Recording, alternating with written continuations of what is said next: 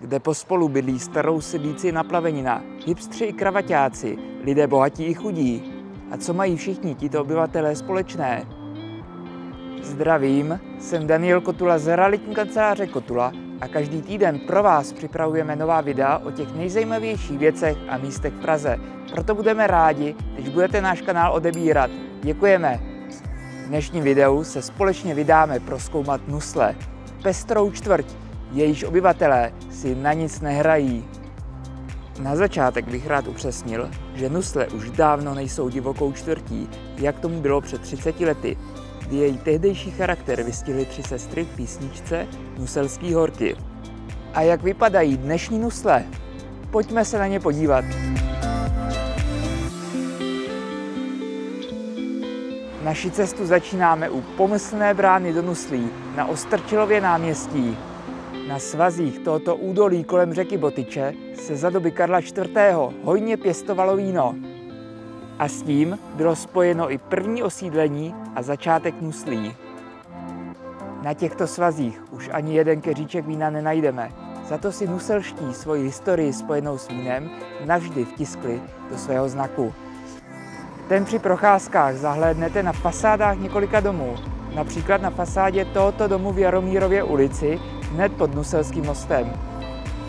Kromě vína se nuselští proslavili také vařením piva, a to hned ve velkém.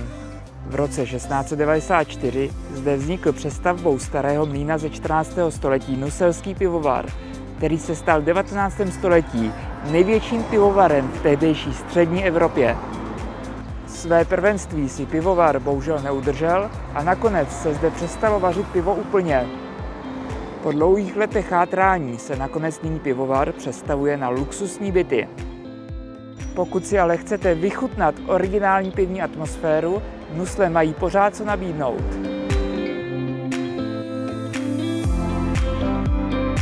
Stačí popojít o kousek dál do kultovního podniku Zlý časy, který svojí kvalitou piv a atmosférou zaujal i New York Times. V tomto pivním ráji najdete na čepu s 48 pípami vždy ten nejlepší výběr českých piv a k tomu si můžete dát chuťovku jako my, nebo vám skvěle uvaří hlavní jídlo. Tak na zdraví.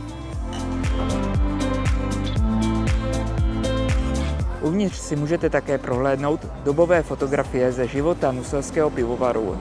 V Nuslích je ještě jeden legendární pivní podnik, na který bychom neměli zapomenout. Tam se ale podíváme až na závěr tohoto videa, abychom zůstali ještě chvíli střízliví. To, co je na Nuslích jiné oproti ostatním čtvrtím v Praze, je, že je zde pořád ještě zachována tradice různých malých obchůdků a provozoven. Velké řetězce a obchodní sítě zatím do této čtvrtě hojně nezavítali. Typickým příkladem takového obchodu je železářství u Rousků na náměstí Bratří Sinků.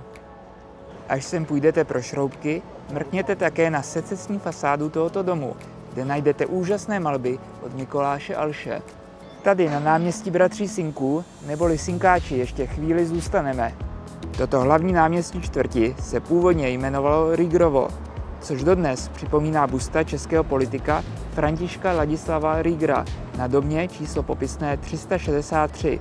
V roce 1948 pak bylo náměstí přejmenováno po komunistických novinářích a politicích, bratřích Otu Sinkovi a Viktoru Sinkovi. A toto jméno si drží dodnes i navzdory tomu, že po roce 1989 byla uspořádaná anketa na jeho přejmenování. Tehdy totiž zvítězil návrh náměstí Václava Havla. To ale nemohlo být zrealizováno, protože není možné pojmenovat místo podle žijící osobnosti. Sinkáči bychom měli také zmínit, že už v roce 2029 tu bude stanice nové linky metra D. A pokud by vás zajímalo více, jak bude modrá linka vypadat, natočili jsme od ní video. Odkaz na něj najdete v popisku. Podívejte se. Pokud budete hledat v Nuslích místo pro chvilku odpočinku v zeleni, na výběr máte hned několik parků. My jsme se vydali do největšího z nich, do Folimanky. Původně zde byla jak jinak než vinice a také usedlost hospodáře Jakuba Folimana, po kterém park nese svoje jméno. Oproti jiným pražským parkům tu není přelidněno a tak si můžete skutečně vychutnávat pohodu a klid. Pak určitě stojí za to navštívit i park Jezerka, kterým jste již možná v minulosti procházeli při cestě na představení do oblíbeného divadla na Jezerce. A pokud si zrovna říkáte, že se vám Nusle skutečně líbí, mám pro vás dobrou zprávu. Shodou okolností kousek odtud v Horní ulici mám byt na prodej.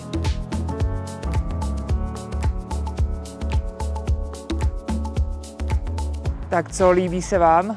Pokud byste měli o toto 2KKčko zájem, zavolejte mi nebo napište, rád vám ho ukáži. Blížíme se do závěru našeho videa a protože sliby se mají plnit, tak vás vezmeme do legendárního podniku u Bansetu v Táborské ulici. Možná vám připadá název hospody něčím povědomý a máte pravdu. Tento lokál s více jak 100letou tradicí byl inspirací pro častého návštěvníka Jaroslava Haška a proto se objevuje v knize Osudy dobrého vojáka Švejka.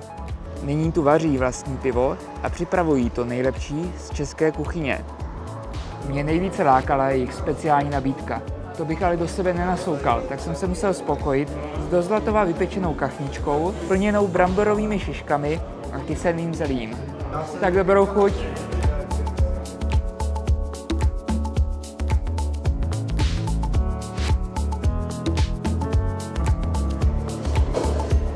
Můžu říct, že to bylo skvělý. Tak dokonale propečenou kurčičku jsem dlouho neměl. Tak co po dnešním videu říkáte na Nusle? Napište mi to do komentářů. Za mě je to jedinečná čtvrť s nenapodobitelnou atmosférou, kterou nikde jinde v Praze nenajdeme a na kterou mohou být místní právem hrdí. A pokud se vám líbilo toto video, můžete se podívat na některé další z našeho objevování Prahy. Například to o Žižkovské věži a pokladech, které skrývá uvnitř. Třeba unikátní hotelový pokoj. Mrkněte se, odkaz na něj najdete v popisku.